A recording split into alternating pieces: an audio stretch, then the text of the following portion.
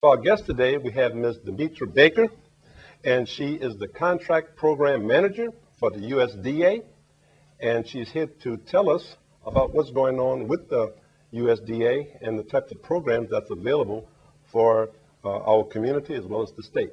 So, Ms. Dametra, how you doing there, girl? Good. Yeah, Good. cool. Nice to have you back. Thank you. Thanks for having me today. I really appreciate this. Yeah. It gives me an opportunity to let the public know all that USDA rural development is doing and what's available for the public, including our veterans, because I know that you are very, very keen on getting our veterans informed and getting them jobs, and we have the same motivation. Yeah. Well, I'll tell you what, now that we got that behind us, just exactly what is available for, tell me exactly what you do. Okay, great. I can start with that. As a contract program manager for USDA, my responsibility is for planning, supervising, and then also executing the overall contracting and procurement program. So if you have a small business and you're a veteran-owned small business, then you should make sure that you're available and you're prepared to receive federal contracts. I am a federal employee, I'm not state, so there are federal guidelines that veterans who have small businesses have to meet. Yeah, well, I do know that because my associate, who is the founder of one of the nonprofit organizations I belong to, he is the only individual in the state of Louisiana that has the authority to officially give an approval to do business with the federal government. So rather than sending all the paperwork to Washington, we come here, and as long as we can verify who you are, then he will give you a certificate and you're in business. Otherwise, you send it to Washington, it might take a year or two. Well, I can't comment on that, but I do want to say that you said something very key in your statement, that you want to make sure that you are a verified small business, service disabled veteran, or veteran-owned business. And the SBA office can help those small businesses who are not sure of their status. They can help them accomplish that and make sure that they are prepared and ready to go when they meet with someone like me. Okay. Since you're the program manager, what other programs that might be available? Okay. Not only to the veterans, but to the community as well. Right. Well, because you got a lot to offer. I do. As a rural development employee, my customers are the single family housing program, multifamily housing program, the community programs as well. So there's different programs, but all of those are actually my customers. So when you understand who my customers are, then you can understand what my purpose is. My purpose is to assist my customers in getting what they need. So when my customers have a need, they come to me, they let me know what that is, and then I go out to the public and find those contractors who are available. Currently, through rural development, the things that I contract out for is advertising services, caretaker services. And caretaker services means we need someone to maintain those properties that we have in our custody at the time, to take care of it, to make sure that it's not vandalized, to make sure that it's prepared to be sold. But then also I hire attorneys who will go out and complete foreclosure processes for us, or legal services for us, and whatever we need. And then also we hire appraisers, and we do that across the state. So my area right now is statewide. So it's not just into one area where I'm located, which is in the Alexandria office, and I'll give you my contact information. So if any one of the veteran owns, or even any member who is watching this of the community, if you meet one of those guidelines of the areas that I just named, please contact me. Okay.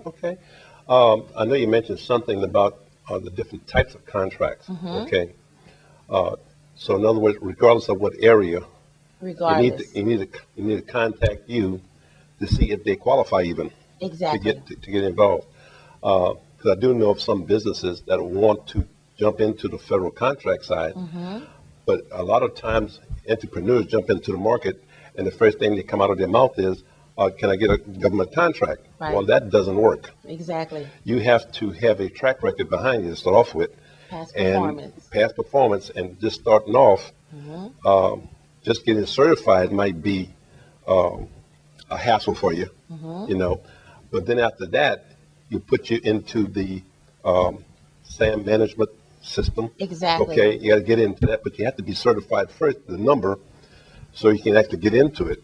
Well, fortunately for USDA rural development, each federal agency have their own requirements, Okay. and they have a little niche that they educate the public on. So fortunately for me, when the SBA office, the Small Business Association office, when they go out and do outreach to the small businesses, fortunately for me as a rural development employee, I'm able to piggyback on that and then get them acclimated to our system. Okay, well, that's good. Well, I tell you what, you have a lot more to cover, I'm I sure, do. but this is coming up to the first segment for ending, Okay. and we will be right back. Okay, thank you.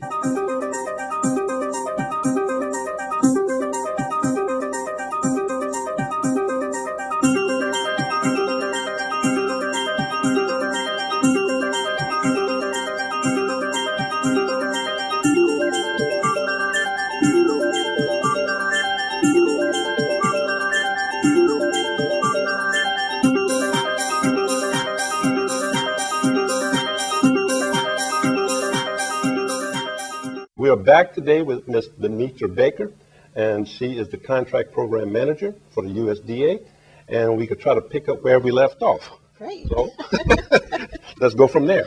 It's a lot of information Yes, out there that's yes. available. So I want to make sure I get to the meat and potatoes. Yes. So, and keep it streamlined to make it easy for the public in order to meet the requirements for federal contracts. Okay. For our agency, fortunately, we keep that very streamlined, that process, in order to get verified in order to do or be eligible for a contract. I don't want to say you're definitely going to get one, because you still Yeah. have to meet whatever we are soliciting for. Yes. But we do make that information available to the public.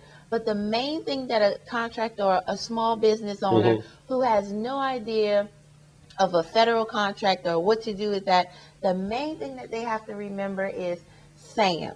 And SAM stands for the System for Award Management Right, System. right. So once you are verified in SAMs, a contract program manager like myself and other contracting officers for other federal agencies can go in there and look you up and also pull your information and contact you. Yeah. Yes. The thing is, though, is that you can actually go into the SAM system. Presently, you can go in there, but you can review the whole system and everything else, but you cannot bid on anything. Before you can bid on anything, you have to have a certificate certifying that you are certified to do business with the federal government. So Yes, sir. just because you go into SAM and register, don't mean you're gonna that you're actually in SAM, but you have to have a contract certificate number to let the community, or rather let the federal government know that you are eligible to receive contracts. Yes, sir. And that number that you're referring to is called the cage code number. Okay. And that cage code number, that is assigned by SAM. It's not assigned by any federal agency. It's assigned by SAM. And once a small business owner retrieves that information, that says that's your verification that you are ready to do business, or at least respond to a solicitation. Okay. But being in contract, to be actually correct, about how long would you need to be in business to really even to do something with the federal government? Right. 2 years, 3 years, because you have to develop a track record and at least get some paper trail behind you. Right. You know, We like that. now, we've had instances where guys have come in and want to start a business, go into a field. They tell us, well, we got 15 years of experience in the Wow. field, or 10 years of experience in the field. So with that type of experience behind you in that field, and if you want to go in that field, your chance of getting involved with a contract is much better than someone who has no experience at all. Right. And then also, Greg, it depends upon the nature of what that contracting officer is contracting or soliciting for, what they're looking for. So like what I mentioned earlier in our first segment about caretaker services. So the kind of experience that you're looking for someone to secure a property, I really don't require 10 or 15 years of experience to board up a house or cut the grass. Right. But I do look for a track record where you have had some past performance. But fortunately for USDA rural development, we will consider those contractors who have no past performance in that particular solicitation. Okay. Because sometimes in order to get a contract, you need past performance. But how are you going to get past performance if you never get a contract? That's right. So if the vendor or the contractor is open to doing something that is not necessarily their main NAS code, but they're looking for some past performance type of jobs, these are the kind of contracts that they should look for. Well, the thing is, even though you start a business, you have a much better chance if you have some experience behind you. That's true. If you do not, I've had guys come to us and say they want to start a business. And I say, well, what kind of experience you have? And they tell me, well, really, I don't have any. But what have you been doing? And they tell me their experience, and it has nothing to do with what they're trying to get involved Exactly. in. And I usually tell them right up front, the chances of you getting a contract is very slim. Okay? Now, we can certify you, yes. Right. But your background doesn't indicate anything to give anybody a chance to say, yes, I want to review you. Right. All they see is no experience or whatever, boom, that's it. Right. So as long as people understand that in working with the federal government or even working with the USDA, it's better to have some type of experience behind you. Right. And that could be non-governmental experience as well. Yeah. That could be in the civilian market. What have you done as far as establishing your business? What kind of jobs have you done in the past? It's basically can be federal or non-federal positions. Okay. Well, I'll tell you what, we can stop this segment here. Okay. We've covered a lot of ground. She has a lot more information to say. So we'll be back in a couple of seconds, or a couple of minutes, and let you know what's going on. Catch you later.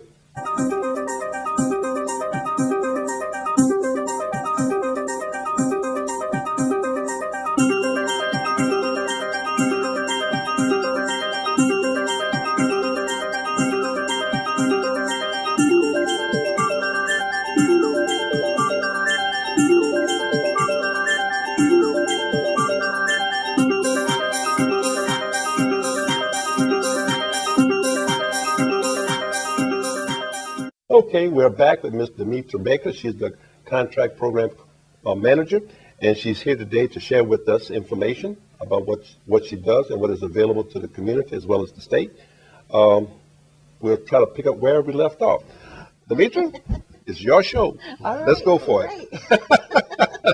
it. Thanks for the opportunity. Yeah. I appreciate it. I just want to make sure that veterans as well as regular citizens, small business owners in the community know about the USDA Rural Development Contracting Program. And that's important for you because our agency tends to be a little bit smaller and they tend to associate us with just meat inspection. I think that, yeah, you know about the stamp on the meat, and that's the extent of it. Right. But you do cover a lot of stuff, so I'm gonna give you the floor. So okay, great. I just want to get involved, get more detail to the public about exactly what I contract out for, okay, or what I solicit or look for, because I don't want to use governmental terms that maybe a small business owner is not really sure about. Understanding about, but I want to make sure that the small business owner know of those resources that are available to them before they come to me. Okay. So what would make you as a small business more desirable to me for a federal contract? What would make me look for you, or look at you as being an informed small business owner that is ready to perform those duties that I have identified within a solicitation? And the way you as a small business owner can do that is by contacting your SBA office in addition to those P-TAC centers. Yeah, okay, yeah. Yes, I love those centers. Those are free tools Yes. that the small business owners can use to make you more desirable, more prepared, and ready, Yes, that's a big word. ready Yeah, to do business with the federal government.